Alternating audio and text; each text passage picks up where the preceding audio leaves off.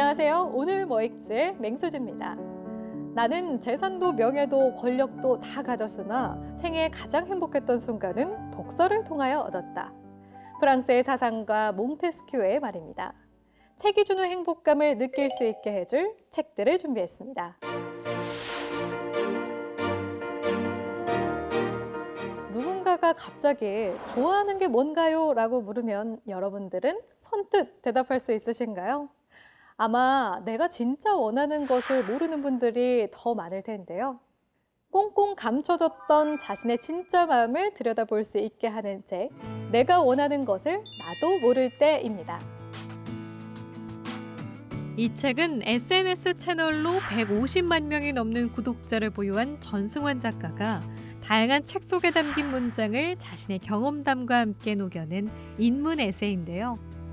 동서양의 고전과 철학, 역사는 물론 시, 소설, 에세이 등 다양한 분야에서 가려 뽑은 130여 개의 문장들이 실려 있습니다. 힘내라는 말이 위로가 되지 않을 때, 내 곁에 둘 사람, 거리를 둘 사람, 온전히 나답게 살아가기 위해 등 삶의 위로가 필요할 때 보면 좋을 주제들로 나눠져 있는데요. 시대와 공간을 뛰어넘는 사람들의 날카롭고 명쾌한 문장을 통해 나를 위로하는 시간을 가져보는 건 어떨까요? 베네쩌 고리에서부터 수위까지 인간은 평생 실로 만들어진 옷을 입고 살아가죠. 우리 삶 속에 소소하지만 중요한 실의 역사를 다룬 독특한 책, 총보다 강한 시를 소개합니다. 베스트셀러 총균쇠가 힘의 역사를 말한다면 실은 더 강하고 끈질기게 그리고 오래 인간의 삶을 움직여왔다고 설명합니다. 이집트인들이 시체를 감쌌던 리넨의 특징, 중국의 한시 속에 나타난 비단 생산의 비밀, 물에 젖지 않는 양모도츠로 바다를 평정한 바이킹 등 인류 역사 속에서 실은 기술의 진보를 이끈 도구 중 하나였는데요. 이 책은 실로 만들어진 직물이 없었다면 체온의 한계를 가진 인간은 미지의 대륙 개척이나 에베레스트 등반, 우주 여행 등이 불가능했을 거라고 이야기합니다. 실을 통한 인류의 진화와 실과 옷을 만들었던 여성의 삶과 노동에 대한 저자의 접근이 흥미롭습니다. 잘 먹는 기술은 결코 하차된 기술이 아니며 이로 인한 기쁨은 작은 기쁨이 아니다. 프랑스의 법관이자 미식 예찬의 저자 장 앙텔름 브리아 사바랭의 말인데요. 철학자들은 과연 이 말에 얼마나 동의를 할까요? 음식을 둘러싼 철학자의 생각과 레시피를 고찰한 책, 철학자의 식탁을 소개합니다. 이 책은 서양 철학자들의 식탁에 대한 많은 관점과 견해들이 담겨져 있는데요. 철학자들은 무엇을 먹을까? 먹는다는 것에 대해 그들은 어떤 생각을 했을까라는 주제를 10개의 에피소드로 펼쳐내려갑니다.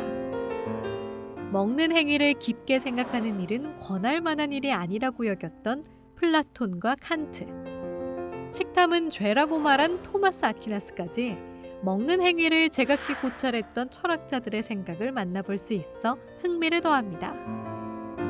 플라톤과 칸트 등의 식탁에서 무얼 먹고 어떤 대화가 오갈까? 한 사람의 일상에서 윤리적 성찰과 육식 습관은 양립할 수 있을까?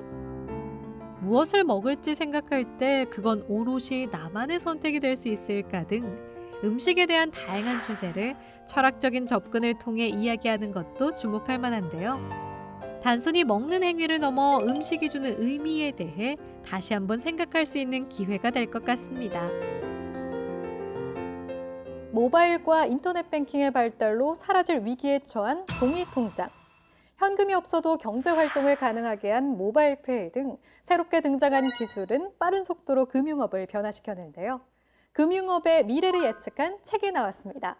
아마존 뱅크가 온다 소개합니다.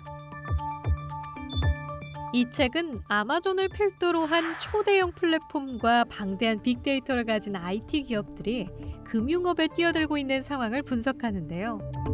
이들의 등장으로 예금과 대출, 환전 등 기존의 금융은 더 이상 은행만의 독점 영역이 아니라고 이야기합니다. 또한 은행업 면허를 취득하지 않더라도 가상 신용카드를 이용해 결제를 돕는 캐시리스 서비스 등 IT 업계가 금융에 일으킨 변화의 바람을 소개하는데요. 거대 IT 기업들의 금융업 진출은 기존 은행들에게 위기이자 기회가 될 것이라고 주장합니다. 저자는 이 책을 통해 점점 더 치열해진 금융시장에서 살아남기 위해서는 금융도 달라져야 한다고 강조합니다. 과학은 어렵다라는 인식을 가진 분들이 많은데요. 인류 문명과 함께 발전한 과학사를 흥미롭게 정리한 책, 인류 문명과 함께 보는 과학의 역사 소개합니다. 대학 강단에서 과학사를 강의해온 저자.